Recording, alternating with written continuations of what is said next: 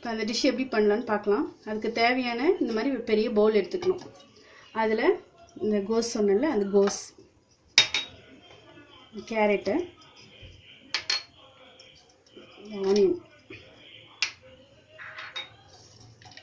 Mix பண்ணிக்கணும் லைட்டாக.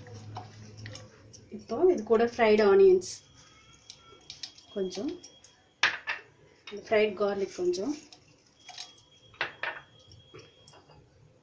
கொஞ்சம் புளி தண்ணி, உடச்சிக்கல்ல பவுடர் மிக்ஸ் பண்ணிக்கணும். இப்போ நான் இந்த இந்த ஓட்டடை வந்து கொஞ்சம் தூள் பண்ணி வச்சுருக்கேன். அது கொஞ்சம் இப்படி நல்லா மிக்ஸ் பண்ணிக்கணும்.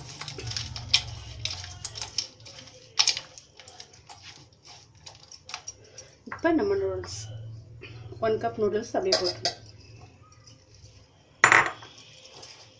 நல்லா மிக்ஸ் பண்ணுவோம்.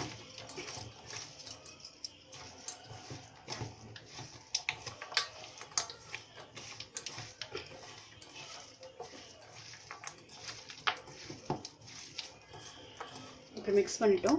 இதுதான் மெயின் இன்க்ரீடியன்ஸ். இது வந்து டீப் ஃப்ரை பண்ண ஆயில். இது ஒரு 2 to 3 டீஸ்பூன் போட்டுக்கலாம். ஒரு 3 டீஸ்பூன் எடுத்து வச்சுருக்கேன்.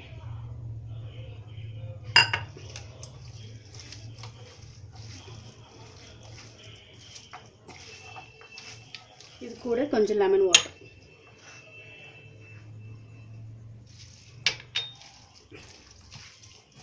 இப்போ நான் எக்கு சொன்னேன் இல்லையா, எக் எவ்வளோ தேவையோ அவ்வளோ எக் மிக்ஸ் பண்ணிக்கலாம். ஃபைனலாக பொடியாக நறுக்கின கொத்தமல்லியும் புதினாவும் கொஞ்சம் போட்டுக்கலாம்.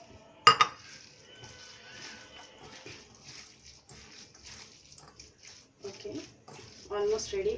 இப்போ வந்து லாஸ்ட்டாக ஃபைனலாக வந்து இந்த ஃப்ரைடு ஆனியனு கொஞ்சோண்டு ஃப்ரைடு கார்லிக் போட்டு ஃபினிஷ் பண்ணிடணும்.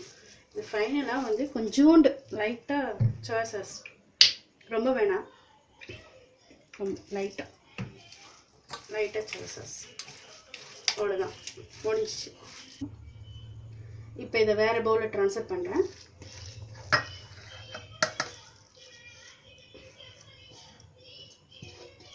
இப்போ எப்படி டெக்கரேஷன் பண்ணலாம்னு பார்க்கலாம். லைட்டாக ஃப்ரைட் ஆனியன், லைட்டாக garlic, லைட்டாக கொத்தமல்லி, ஃபினிஷ் ஆகி. இந்த டிஷ் வந்து ரொம்ப ஹெல்த்தி டிஷ்ஷு. இது சூடான டிஷ் கிடையாது.